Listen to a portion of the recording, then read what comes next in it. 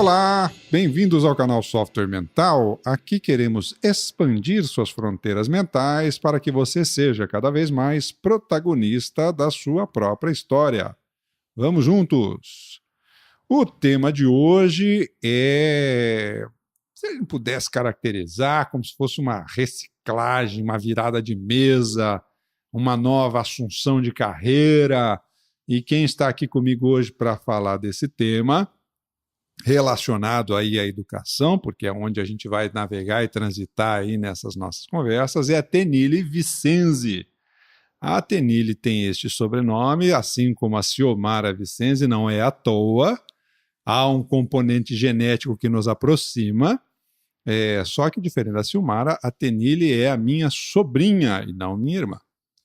E sobrinha, não que esse programa aqui seja um processo de nepotismo, eu posso dizer, inclusive, que é a minha sobrinha favorita ou predileta.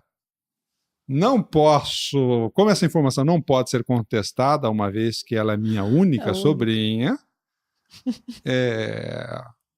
vamos manter esse assunto no campo da mateologia, porque somente em outra vida para a gente entender se isso fazia sentido ou não. Tá certo? Tenille, bem-vinda, minha querida. Obrigada pelo convite. Fico muito feliz de poder compartilhar um pouco da minha experiência aqui com vocês. Show de bola. Aqui estamos de novo, então, no sofá de casa, basicamente, né? Sim. É um bate-papo entre família aqui, para a gente conversar sobre a vida e o que rola aí nesse processo. Muito bem. A Tenille é facilitadora e consultora na área de educação. Hoje ela está atuando, né, como facilitadora e consultora nessa área. Mas ela começou, Tenille, você começou essa carreira aí na área de marketing, não é isso? Sim. Conta um pouquinho dessa primeira parte da sua trajetória. Sim, eu sou publicitária de formação e trabalhei muitos anos nessa área de marketing. Então, em grandes empresas, grandes né? empresas, em multinacionais como a Renault, como a Volvo. E também, antes disso, em agências de propaganda. Então, legal. Foram mais ou menos 13 anos de experiência nessa área. 13 anos? Sim. Show de bola. E me diga uma coisa, chegou lá uma certa etapa da sua vida que você resolveu dar um chute no balde e pedir demissão, fazer um sabático aí de 500 dias. Conta um pouquinho o que é que te levou a isso, como é que foi esse teu processo aí? Sim. Na verdade, chegou um momento, eu me diverti muito e aprendi muito trabalhando na área de marketing, né, nessas empresas. E por bastante tempo eu gostei muito do que eu fazia, mas em determinado momento eu comecei a não ver mais sentido naquilo. E um senso de propósito começou a tomar conta, assim, de ok, então é isso que vai ser a minha vida para sempre. Eu olhava quando eu olhava para as pessoas que estavam acima de mim, né, na hierarquia, no organograma da empresa, eu não me via ocupando aquelas posições, assim, aquilo não me gerava nenhum tipo de, enfim, de vontade, de inspiração, motivação, de fato. Exatamente. Então, eu comecei a questionar se era o caso de eu seguir fazendo o que eu estava fazendo ou pensar em fazer alguma outra coisa. Mas, por outro lado, toda vez que eu pensava em fazer alguma outra coisa, me vinha uma tela em branco, eu não tinha a mínima ideia do que fazer. Então, foi aí que eu comecei a pensar de fazer uma viagem realmente, porque eu tenho uma experiência, já tinha tido uma experiência internacional longa antes, e isso mudou muito os meus valores, a minha forma de enxergar a vida. Então, eu imaginava assim, que uma viagem poderia novamente me trazer muitos insights, muitos outros estímulos, ideias, e quem sabe encontrar outro caminho profissional partindo daí, né? Abrir a mente para novas perspectivas. Exatamente. Ah, que legal. E como é que foi esse processo para você? Como é que foi a saída, por exemplo, na hora que você pede demissão, então, de uma multinacional que muitas pessoas querem trabalhar e tudo mais? E como é que foi essa saída? Como é que foi esse período desse processo sabático para ti aí? Qual foi o impacto que causou aí nas suas fronteiras mentais? Foi desesperador. Foi aí que eu percebi assim, o quanto eu estava realmente condicionada a um modelo que sempre me deu instruções e me dizia o que fazer. Então, eu sempre soube o que fazer desde criança. Acho que na escola a gente já não é muito convidado a questionar, né? E sempre aceitar a condição que está colocada ali. Então, quanto mais silencioso você for, melhor aluno você é e seguir as regras da forma como como estão e respeitar esse status quo. E quando eu trabalhava em empresa, isso de alguma forma não muda muito, porque você tem uma clareza do Sim. escopo de trabalho, você sabe que horas tem que chegar, sair, verdade. quando que você tira férias. Então, eu estava dentro de uma estrutura que me dava clareza do que fazer. Tudo programadinho, né? Tudo Quadradinho. programado. Exatamente. Então, aquela liberdade que eu tanto almejava e que eu olhava pela janela e falava, nossa, imagine o dia que eu for livre, que eu não tiver mais compromisso, que eu não tiver mais que estar aqui, que eu puder estar em qualquer lugar do mundo fazendo qualquer coisa que eu queira. Aquilo me gerava uma super, né, vontade de estar fora daquele ambiente, mas quando realmente eu estava nessa condição, o sentimento que me veio foi de desespero. E agora, o que eu vou fazer? Então, foi aí que eu percebi mesmo o quanto a gente está condicionado a... O quanto, na verdade, é confortável, inclusive, você ter uma estrutura que te dê um direcionamento do que fazer, assim. E o quanto é desafiador você não ter essa curioso, estrutura. né? Porque realmente, você sabe que uma das coisas que sempre me chama muita atenção é que as pessoas falam muito da liberdade, do desejo pela liberdade, e até quase que um clichê, vamos dizer assim, popular, essa história de que liberdade vem acompanhada de responsabilidade, mas na hora que você está com o negócio, vivenciando aquilo mesmo, é que você sente como é que é essa história de arcar com a responsabilidade dessa tal liberdade aí, né? Sim, exatamente. E eu acho que tem uma frase que eu gosto muito, que eu ouvi esses dias, que é quem obedece não se responsabiliza, então, que é uma ideia de dentro das escolas, né, principalmente, que você obedece e você é um bom aluno quando você é obediente, mas isso te leva também a não assumir a responsabilidade, porque afinal você está fazendo aquilo que alguém está te dizendo para fazer. Então, quando a gente realmente é dono da própria vida, e aí sim você tem que, ok, essa liberdade ela tem um custo que é alto, que é o que quer que aconteça é responsabilidade sua, porque agora não tem mais ninguém, né? Você sabe, a Tenille eu já andei, obviamente, né? Que eu acompanho ela mais de perto, exatamente pela nossa proximidade familiar. Mas tem uma história sua que eu queria que você contasse aqui para os nossos ouvintes do Software Mental sobre a tal da gaiola. Sim. Com a porta aberta, como é que é essa gaiola aí? Então, quando eu estava... Foi quando foi chegando no limite da minha insatisfação profissional. Uma vez eu encontrei uma caneca que tinha um desenho de uma gaiola. E aí, um passarinho dentro. E aí eu falei, nossa, essa caneca aqui me representa muito, eu vou comprar essa caneca e deixar em cima da minha mesa. E era como se eu sentisse orgulho de ser um pássaro engaiolado, porque afinal eu tinha consciência de ser um pássaro engaiolado. Estava diferente dos outros, que simplesmente estavam engaiolados sem nem ter percebido isso ainda, né? E foi muito interessante, porque a gaiola tinha um relógio embaixo, então aquilo ficava falando, ó, o tempo tá passando e você tá dentro da gaiola. Mas um dia eu compartilhei isso com um colega de trabalho e ele falou, Tenille, você viu que a porta da gaiola tá aberta? Eu achei muito engraçado isso, porque... Vira, e aí, guria? Foi muito engraçado, porque é uma coisa tão ridícula, assim, né? Óbvio que eu não sei se... Eu nunca tinha... Já deveria ter reparado que a porta estava aberta, mas nunca parei para pensar sobre isso, porque justamente... era quase como se eu estivesse satisfeita em ficar lá dentro reclamando, simplesmente, porque ter consciência da minha condição já era suficiente. Sim. Quase assim. Então... E é curioso, né? Como a postura da pessoa reclamar parece que dá um conforto, né? Porque ao mesmo tempo mostra que você não está satisfeito, mas por outro lado não é uma ação, né? Exatamente. É só um paliativo para desabafar, mas que não te leva a lugar nenhum, aquilo fica tal e qual. Sim. E não agrega nada para gente. Como se assim, depois eu fiquei refletindo sobre isso, é como se eu me sentisse superior simplesmente por estar insatisfeita. Assim, eu já vi que tá tudo errado aqui. Vocês nem chegaram ainda nessa condição de enxergar o que tá enxergando. Então, mas isso aí realmente a gente fica aí na zona de conforto sem... E o que eu percebi é que eu tinha ganhos secundários de estar nessa condição ali, né? Então, embora eu estivesse insatisfeita fazendo o que eu fazia e eu não encontrasse significado naquilo, eu não tivesse uma realização fazendo aquele trabalho, por outro lado, eu tinha um status de trabalhar numa multinacional, eu tinha um salário muito bom, que me dava um conforto, né, de comprar e consumir, fazer as coisas que eu queria fazer. Então,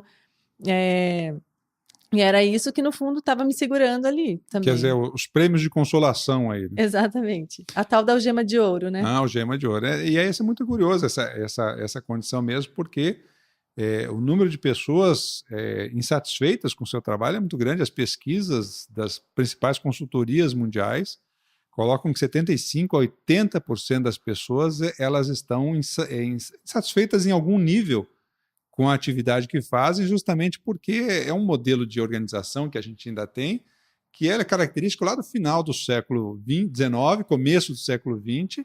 O mundo mudou um bocado Sim. de lá para cá, e as empresas continuam ainda com as suas caixinhas, com seus processos muito bem quadradinhos, e as pessoas se condicionam ali dentro em função da recompensa financeira, mas muitas vezes já não satisfaz a ela mesma. Né? Sim. E eu acho que isso é um problema até para as organizações, porque isso reflete na produtividade das pessoas também, né? Claro. Quando você está... Esses dias eu li um livro que chama Reinventando as Organizações, que fala sobre um modelo de organização da nova consciência, né? De um novo nível de consciência, na verdade, que eles chamam de organizações evolutiva TEAL, que eles justamente trazem para essa organização um processo que é de autogestão, e muito voltado para a questão do propósito. Então, quando eles vão contratar uma pessoa, eles têm que realmente entender que o propósito da pessoa está relacionado com o propósito daquela organização. Eles têm esse senso de propósito muito grande. Assim. Hoje em dia, isso é um dos pontos bastante discutidos, embora eu diria assim que na prática, muitas organizações ainda não praticam isso, ainda não têm essa noção. Algumas já sim, como o Google, como o Apple, que já contratam nem considerando a formação acadêmica da pessoa, só a predisposição, o tipo de atitude, a identificação com propósitos, as entrevistas, às vezes, de admissão são coletivas, as pessoas com quem aquela pessoa vai trabalhar participam dessa entrevista para ver se há uma sintonia, se cria uma sinergia, se a turma gosta mais ou menos do jeitão da pessoa. Sim. Ou seja, essa questão de conexão, de aproximação com as pessoas, com propósito, fala mais alto, fundamentalmente, do que, às vezes, a habilidade técnica, até porque muitas das habilidades hoje requeridas, elas são novas, são funções novas, que se criam nomes mirabolantes aí, às vezes até para suas funções, porque, na verdade, nem tinha um nome antes. Para se fazer isso. E eu acho que assim, se ela tem uma habilidade, por exemplo, de ter uma iniciativa, uma proatividade, uma curiosidade, ela vai desenvolver essas habilidades técnicas que são necessárias, né? Então... Sem dúvida, sem dúvida. E como é que foi essa experiência do sabático? Por onde que você andou? Eu fiquei principalmente na Ásia durante esses 500 dias. Nesse momento que eu saí para esse período sabático, eu já estava estudando modelos inovadores de educação, então isso já tinha me interessado, até justamente pela experiência que eu estava vivenciando, e comecei a refletir sobre esse processo do sistema escolarizado e o impacto que isso tem na nossa vida depois, na nossa vida adulta. Então, quando eu estava no terceiro mês, eu passei por diversos países do Sudeste Asiático, da Ásia, de uma forma geral, fui para a Índia e para o Nepal também. Mas no terceiro mês surgiu uma oportunidade de fazer um curso para educadores na Green School, que é uma escola que é muito referência assim, em modelos inovadores de educação. E o que tem de diferente aí na Green School, de modo geral? Eles trazem que o principal diferencial, porque tem muitas escolas fazendo muitas coisas que são inovadoras, né? Então, em diversos aspectos, assim, a gente não pode dizer que, para ser inovadoras tem que fazer isso. Não, porque tem muitas coisas sendo feitas diferentes. Mas na Green School, eles dizem que o maior diferencial da escola é o fato de não ter paredes, então é uma escola totalmente sem paredes, sala de aula, todos os ambientes, os espaços são abertos. E fica no meio da natureza, então é uma escola construída de bambu, uma das maiores construções de bambu do mundo. E aí eles falam que o fato da escola não ter paredes é uma metáfora para o modelo de educação, porque permite exploração, permite experimentação, permite você se redefinir várias vezes. Então, às vezes você está experimentando uma coisa, de repente você está fazendo outra, e você está se colocando em diversos papéis, diversas funções, ou experimentando coisas diferentes. Então... e isso tem muito relação com esse modelo de educação que está vindo agora, assim, né? Tem algum case lá que você viu que te chamou a atenção? Teve algum tipo de história lá que você acompanhou no processo da educação que te chamou a atenção, Sim, teve muitas coisas, na verdade, que me chamaram a atenção lá. Depois, como eu comentei, eu fui fazer um curso para educadores e depois eu acabei ficando mais 6 meses para fazer um trabalho voluntário, né? Uhum. Então eu pude acompanhar muito de perto, assim, tudo que acontecia lá dentro. E me chamou muita atenção o fato de... Porque tem uma questão de sustentabilidade que é muito forte lá também. Então, como a Aham. escola está no meio da natureza, ela é praticamente autossuficiente. E aí assim, a educação é muito feita com base nessa questão da sustentabilidade, assim. Então, o objetivo, a visão da escola é desenvolver líderes que estejam dispostos a assumir a responsabilidade pela sustentabilidade do planeta.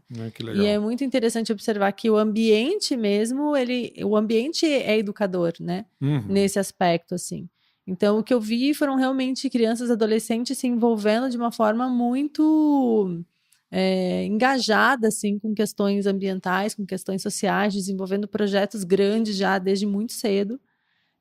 Então, que se desenvolve muito essa questão empreendedora, da autonomia, do protagonismo, né?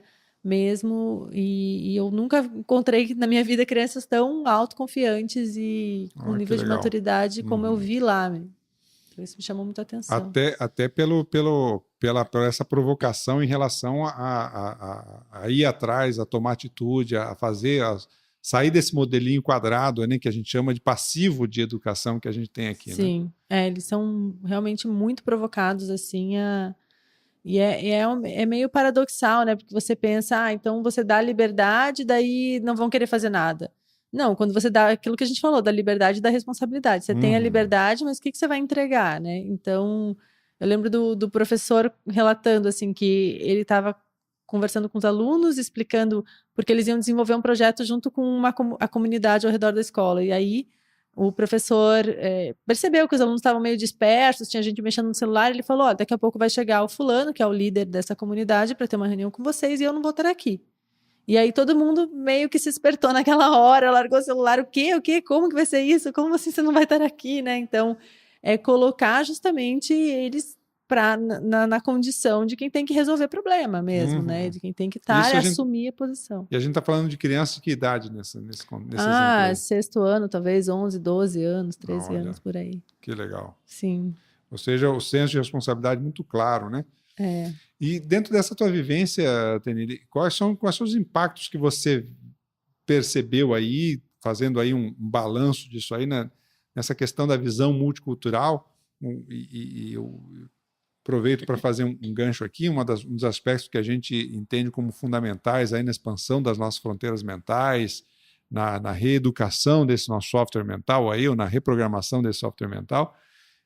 A visão multicultural ela é muito importante para a gente poder aprender a lidar com o diferente, a lidar com a diferença, a poder entender que há outros modelos e sistemas de vida baseado em outros tipos de valores, outros tipos de organização social e que tem a sua funcionalidade, tem o seu valor, né, a sua qualidade intrínseca, aí vamos dizer assim. O que te chamava mais atenção nesse teu passeio pela Ásia? Sim. Até para concluir Green School, porque eu acho bem interessante colocar essa questão da multiculturalidade, lá é uma escola que tem alunos de quase 40 diferentes países, né? Puxa vida. Então, só isso já é um fato que também entrega um diferencial de educação muito grande, porque só o fato de você estar numa sala de aula onde tem pessoas de 15 nacionalidades diferentes, ou de estar convivendo com tantas pessoas de diversos lugares do mundo, assim, você consegue já ter também uma visão de que a tua verdade não é a única, que existem outras formas de pensar, outras crenças, outros idiomas, outras formas de encarar situações da vida cotidianas. Então, só isso já é um aspecto muito rico, assim, que eu percebi o quanto isso impacta de verdade na educação, o quanto isso te permite abrir a cabeça para outras realidades, assim, né? Porque depois eu tive a oportunidade de estar numa outra escola que foi na Índia, e que era uma escola de indianos para indianos, e eu percebi a diferença muito nitidamente de estar numa escola, de ter estado numa escola que é multicultural, de estar numa escola que era inserida dentro daquela sociedade, daquela cultura Exatamente. já estabelecida, né? E aí, da minha parte, assim, do que eu percebi, foi até meio vergonhoso, porque quando eu saí daqui, todos os lugares que eu chegava com a minha verdade, com aquilo que eu aprendi que é certo, e todo mundo que fazia diferente, eu falava, nossa, as pessoas não sabem fazer as coisas aqui, eu não sabia. E aí depois eu comecei a perceber o quanto de arrogância que tinha nessa minha ideia de chegar nos lugares achando que o jeito certo de fazer é o meu, né? Porque quantos jeitos certos tem de fazer diversas coisas no mundo, assim. Então, foi muito rico perceber que é um recorte da realidade onde eu tô. Eu cresci numa caixinha que é o meu país, a minha cidade, a minha cultura, a minha família, e de repente eu fui colocada em outras caixinhas que têm outras culturas, outras formas de funcionar, assim. Então, um exemplo bem bobo, mas assim, quando eu cheguei no Vietnã, que as pessoas comiam de boca aberta, e aí eu olhava às vezes no restaurante, eu falava pro meu ex-marido que fez essa viagem comigo, nossa, eu vou olhar com uma cara bem feia para ver se a pessoa percebe que ela está incomodando de comer com a boca aberta. O que falta de educação, né? E aí, nesse que falta de educação, é assim, falta de educação para quem, né? Claro. Educação é o quê, afinal? Porque eu fui educada que tinha que fechar a boca para comer. Outras pessoas foram educadas que não, que você pode comer de boca aberta e tem um motivo para isso, né? Que o ar entra em contato com a comida fica mais saborosa. Então, é você se abrir realmente para que existem outras possibilidades e praticar um pouco da humildade de saber que a tua verdade não é a única verdade no mundo. Assim. Então, isso, para mim, é uma coisa que eu trago comigo depois dessa experiência, assim, nas relações que são as relações que a gente tem também, que são relações, às vezes, difíceis de pessoas que não concordam com o teu ponto de vista. Então, vivenciar isso de uma forma... Essa viagem, ela me possibilitou desenvolver esse senso, assim, de empatia maior, talvez. E de flexibilidade, né? Pelo que você fala, em termos de tratar com um pensamento diferente, tratar o diferente de uma forma mais aberta, mais tranquila, procurando se deter aí no cerne do que a gente está conversando, e não sobre as formas que às vezes as pessoas fazem isso. Porque a natureza humana, ela, em sua essência, ela é próxima. Há jeitos diferentes de expressar isso, mas nós precisamos de estabelecer relacionamentos, nós precisamos de trocar afeto, nós precisamos dar um sentido à nossa vida, nós precisamos buscar o autodesenvolvimento e a aprendizagem de alguma forma, porque a mesmice, ela nos incomoda. Até aquele tipo de frase, vamos fazer alguma coisa diferente hoje, é um típico exemplo daquilo que a repetição nos leva a um incômodo, né? A um certo desgaste. Então, isso muda de idioma, isso muda de cultura, de formas de expressar e de viver, mas algumas necessidades humanas básicas, elas permanecem, né? Sim, sem dúvida. Nossa, isso foi uma coisa que a gente realmente percebe e eu lembro até de um curso de comunicação não violenta que eu fiz, que o Dominique Barter, ele fala que ele fez essa pesquisa, inclusive, né, identificando em diversos países onde ele já atuou, que as necessidades, quando ele começa os cursos falando qual que é a necessidade que a gente tem, e todos os cursos em diversos países são as mesmas necessidades que aparecem, assim, das pessoas, então... Há essa essência humana aí bem típica, né? Então eu acho que a gente conseguir enxergar o que está por trás daquilo, né? Daquilo que, a princípio, meio que é hostil para a gente. E realmente não é uma coisa fácil assim, durante a viagem, porque eu percebia que é muito romântica a ideia de, nossa, conhecer outras culturas e ver lugares diferentes. Só que uma coisa é você fazer uma viagem onde você fica dentro da tua bolha e você fica no teu hotel super confortável e você tem um táxi que te leva para lá e para cá e você chega nos pontos turísticos e você tira uma foto. Outra coisa é você estar vivenciando realmente o que é aquela cultura, você usar o transporte público, você comer o que eles comem, você estar nos ambientes que eles frequentam. Então, quando você vive essa experiência, você consegue realmente estar próximo dos hábitos daquele ambiente, assim, e da cultura daquelas pessoas. E isso, para a gente, realmente um exercício de adaptabilidade muito grande, assim, porque a primeira reação que a gente tem é de ficar irritado com as coisas, é de se incomodar com aquilo, porque como é que pode fazer desse jeito? Ou, enfim, né? E se sentir desconfortável mesmo, porque você está fora de verdade da sua zona de conforto e do que já é conhecido para você, do que já é... Enfim. Isso é muito curioso, né? Da gente pensar em termos de adaptabilidade, ou o quanto que a gente começa a achar que o nosso jeito, a nossa cultura é o jeito certo de fazer, né? É a forma certa de pensar. E na prática, quando a gente se defronta exatamente com essa convivência mais próxima, porque uma coisa, aproveitando o teu gancho, é a gente fazer uma viagem de uma semana, 10 dias, 15 dias. Outra coisa é você passar meses convivendo com essas diferenças e interagindo com essas diferenças, até que você comece a entender os valores intrínsecos daquela cultura ali, né? Então, esse é um desafio significativo nesse processo, né? Sim.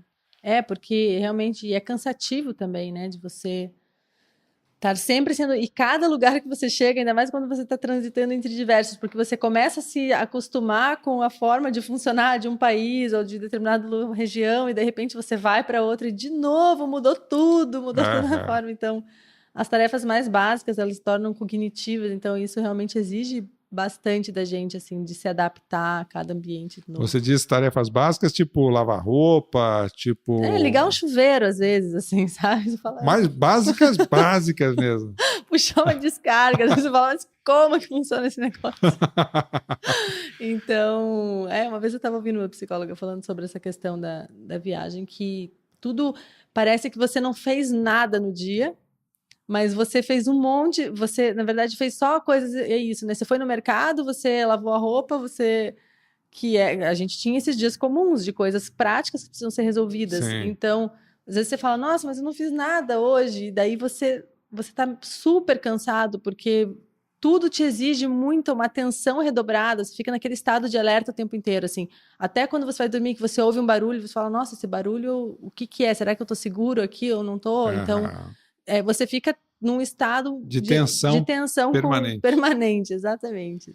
E aí justamente nossa amígdala cerebral trabalhando aí, tentando detectar algum sinal de perigo, de necessidade de defesa nossa para a preservação da vida, né? E esse é um aspecto curioso, num dos podcasts aí que a gente gravou aí sobre o tema da confiança, né? A confiança, ela é essencial para te dar paz interior.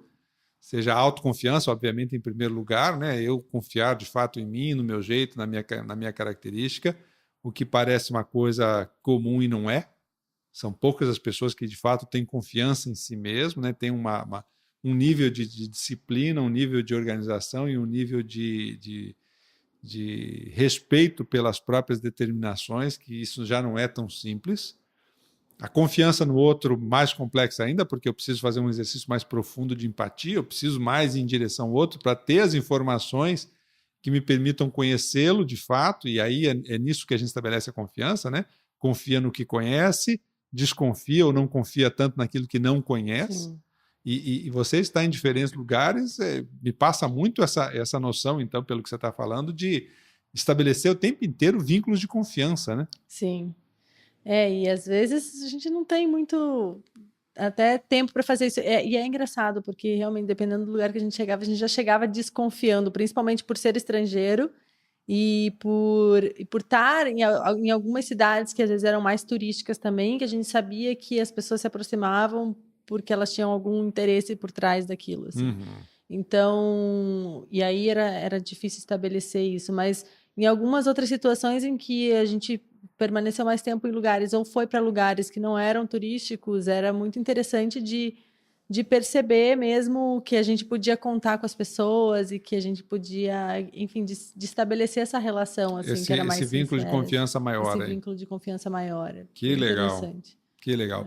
Ô, Tenille, e me conta uma coisa, fechada essa etapa aí, quais você diria que foram aí os seus grandes aprendizados aí, se você pudesse fazer um review dessa história aí, quais pontos que você acha que te marcaram mais nessa trajetória aí?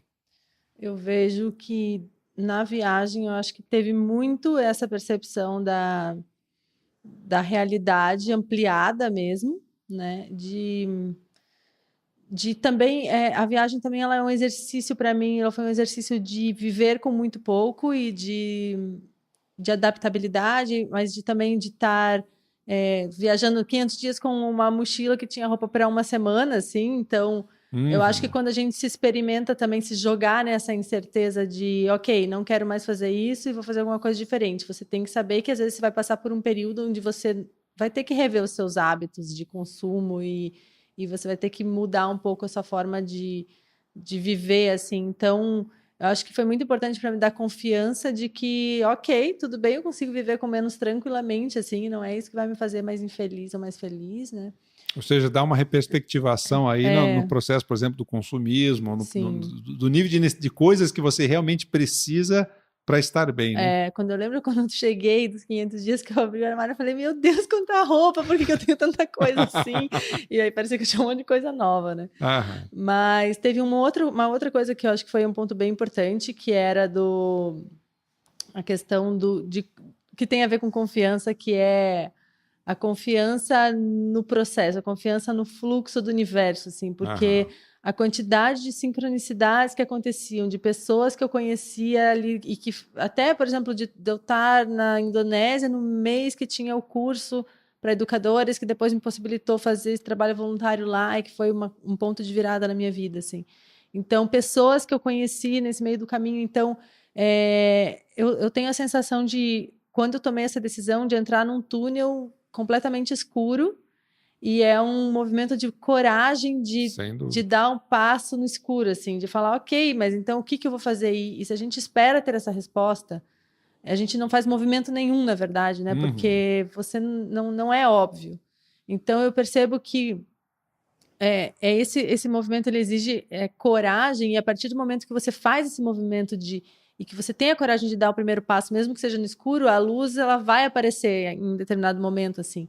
E aí parece que o universo ele retribui a sua coragem com sincronicidades, com pessoas, com oportunidades que vão surgindo que você jamais tinha sequer cogitado, que mesmo no seu melhor planejamento você não poderia ter incluído aquilo. Sim. E que foram coisas que apareceram. Então, acho que essa confiança eu até expandiria esse conceito para esse processo que é mais intangível, assim, mas que a gente sente, e isso é um relato que é meu relato, mas eu também ouço muito isso de pessoas que estão vivenciando esse processo, que querem, que estão arriscando, que estão dispostas a vivenciar um processo de transição.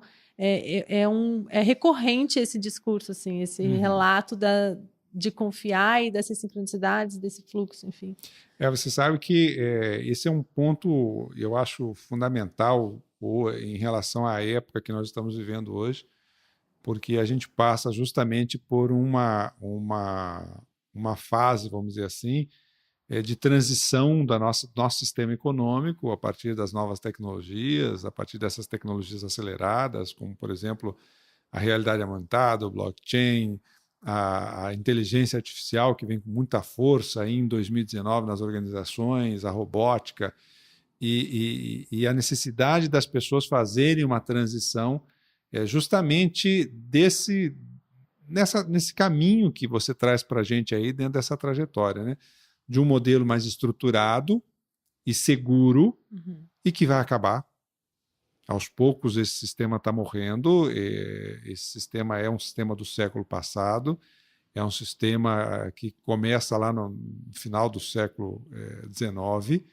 Esse sistema está morrendo, mas tem muita gente ainda muito apegada a esse sistema estruturado, quadradinho, controlado das coisas, e que vai precisar dar esse passo, né? Que vai precisar sair dessa zona de conforto e voltar a se preparar com habilidades que até então não eram requeridas. E em muitos ambientes de trabalho ainda tem muito preconceito. A hora que você vai falar das emoções, a hora que você vai falar do lado humano, a hora que você vai falar das necessidades interpessoais, da pessoa desenvolver essa identidade, dela sentir que ela importa como pessoa, não só como profissional, né? Sim. Então, há uma série de fatores aí que são envolvidos nesse processo de transição e que vai ser necessário que as pessoas deem esse passo, né? E até uma coisa que eu percebo do meu processo e que eu li nesse livro que eu comentei do Reinventando as Organizações, que eles falam que não precisa ter o processo de mudança, que hoje a gente fala, como que a gente vai cuidar da mudança? Isso e essa preocupação com alguém que vai fazer a gestão da mudança, isso não vai existir também, porque a mudança ela é constante dia após dia na nossa vida. Então, nesses novos modelos de organização, essa mudança ela acontece o tempo inteiro, né? Ela não é um processo que eu vou ficar 10 anos e depois eu vou fazer uma mudança. E eu percebo isso na minha experiência pessoal, que eu tenho muito...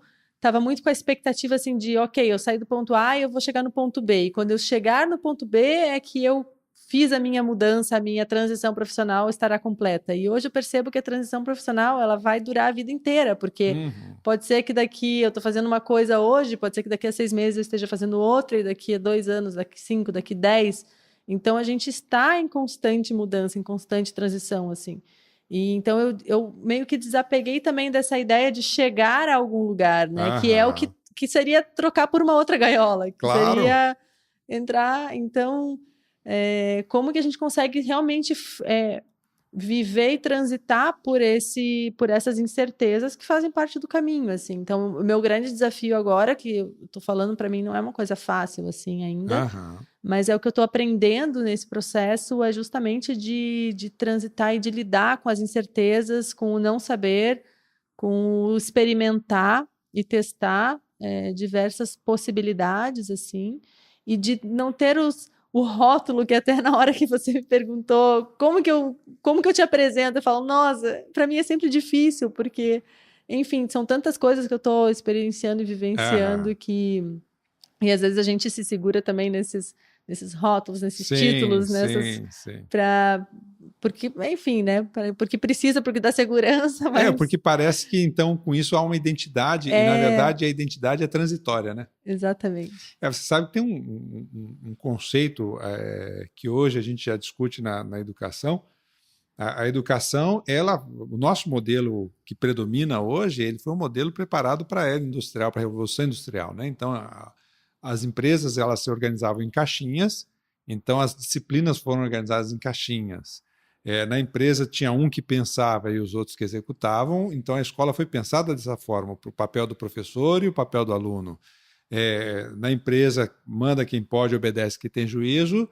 Na escola, manda quem pode, obedece quem tem juízo. Então há um espelhamento entre o mundo empresarial e a organização que se tinha no começo do século passado e o que é o processo de educação formal, né?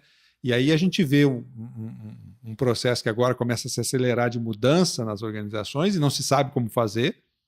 Então é muito comum você entra em empresas como Amazon, Google, Nubank, Digio, empresas digitais de modo geral, WhatsApp, Airbnb, Uber, infinitas, várias, diversas empresas, e você vai ver um monte de função lá que você não entende o que a pessoa faz. A pessoa fala, mas aquilo vira um hieroglifo, ou seja, uma mensagem não decodificada, porque o que quer dizer isso, afinal de contas? E aí ela vai ter que te contar um monte de coisa que ela faz para você começar a entender o que seria o papel dentro daquele negócio, dela, daquele cenário, né?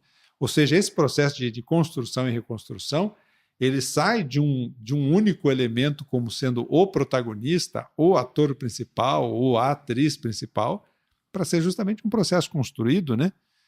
Menos rotulado e mais em fase de construção, de transição.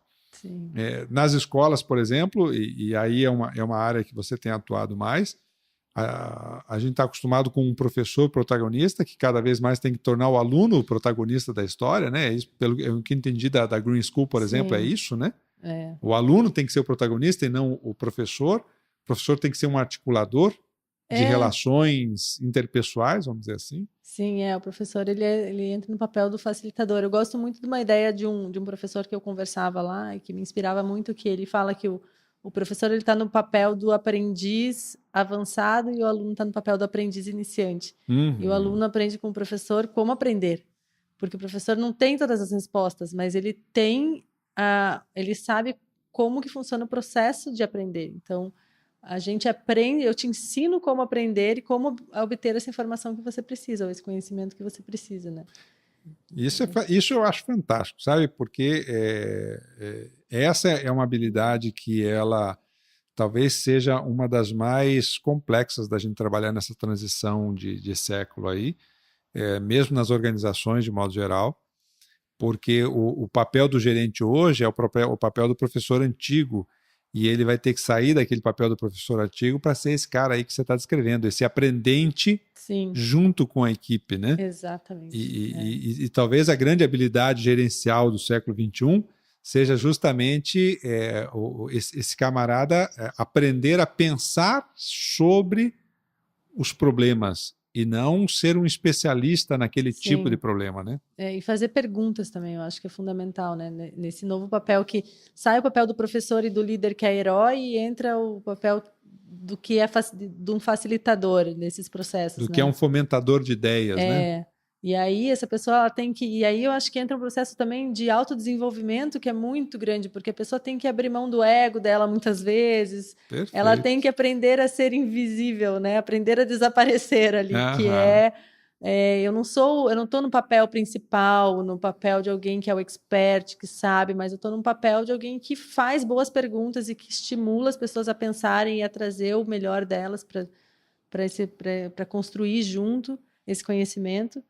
E no papel de alguém que está ouvindo com uma escuta profunda, com uma escuta que é atenta também, para tirar o melhor do que cada um tem para contribuir ali e de enxergar o potencial das pessoas, tanto dos alunos como se for numa sala de aula ou dos liderados, né, se for dentro de uma organização, então de conseguir enxergar. Então eu acho que é uma quebra de paradigmas grande assim que a gente está começando a vivenciar em diversos, acho que todos os sistemas estão ruindo, assim, e é isso que está emergindo nesse momento, né? É isso mesmo. E eu diria para você, assim, sem muito medo de errar, que aquele apavoramento inicial que você teve na hora que teve que abrir mão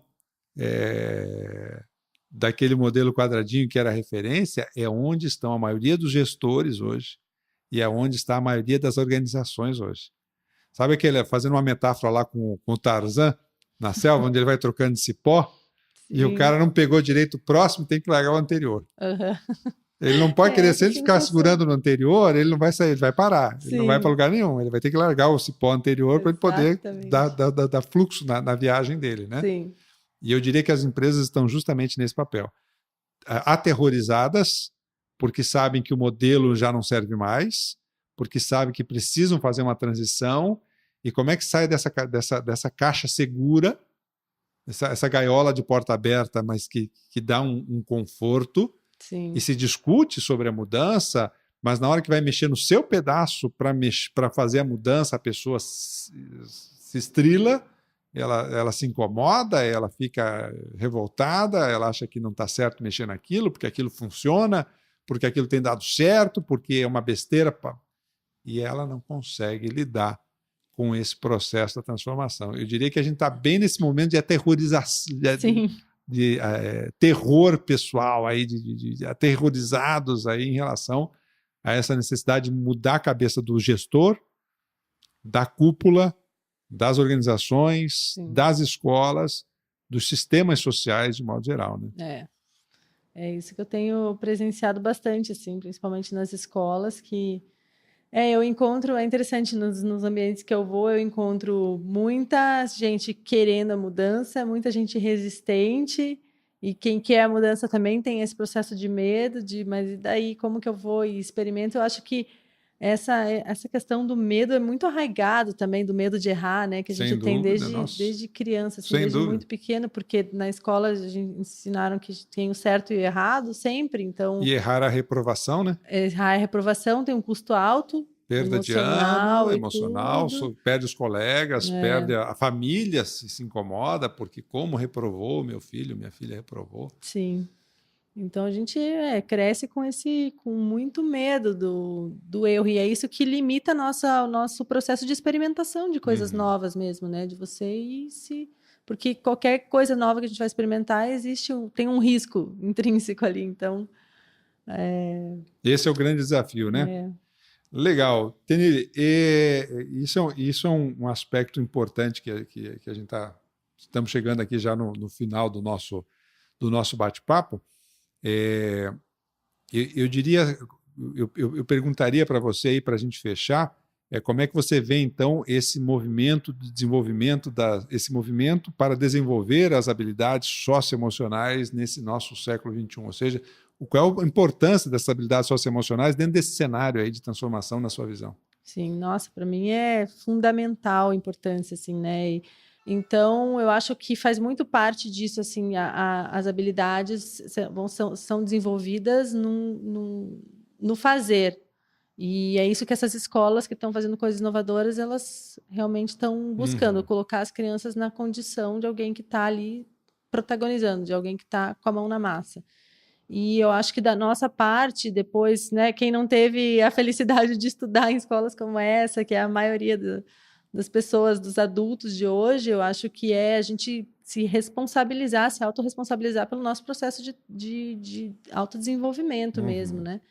Que eu percebo muito isso, que nos últimos 3 anos, que foram esses anos desde que eu saí da empresa e que eu estou buscando fazer coisas diferentes, o tanto que isso tem me desafiado e o tanto que eu tenho que desenvolver habilidades que eu não tinha para fazer coisas agora, né? E estar à frente da minha própria vida, diferente de receber um salário no final do mês, que não me exigia. Né? Claro, a gente está sempre se desenvolvendo de forma ou de outra, mas eu acho que agora eu fui colocada mesmo eu vejo na assim, linha de frente, na linha de frente, e falar assim, ou você muda essas formas, algumas formas de pensar e de agir, porque agora é totalmente necessário. Então, eu acho que a gente tem que se colocar em situações que são desafiadoras, porque é assim que... E estar disposto, né, a fazer isso, a tomar assumir esses riscos, que é isso que vai também fazer a gente desenvolver habilidades. Então, assim como as crianças que têm que viver as experiências para desenvolver, a gente também. Mas o que acontece é que a gente fica muito na nossa zona de conforto, com a vida já toda estabelecida, todo quadradinho, tudo certinho, planejadinho. E aí não tem muito espaço para você desenvolver tantas habilidades quando a gente está tão assim, né, confortável dentro do que a gente já tem. Então... Esse eu diria que é o nosso grande desafio aí nesse nosso século XXI. Tenille, muito obrigado aí pela sua participação aqui no nosso programa. Foi um prazer muito grande aí bater esse papo aqui na sala de casa sobre esse processo nosso de transformação. E te agradeço muito a presença aqui, viu? Eu que agradeço. Foi um prazer enorme estar com vocês aqui. Joia, show de bola. Minha gente, vamos então chegando ao final de mais um episódio do nosso podcast. Por que tratamos desses temas aqui no canal Software Mental? Porque confiamos que o mundo é um cenário de oportunidades e a Tenille explorou tanto isso com a gente aqui, né? Foi um exemplo vívido disso, né? E para quem então se permite expandir aí as suas fronteiras mentais. E nós entendemos que você merece aproveitar essas oportunidades. Siga o nosso canal, convide alguém que você acha que possa se beneficiar com essas ideias, entre lá no YouTube, se inscreva no nosso canal, porque isso sempre nos ajuda. Um abraço e até o próximo episódio.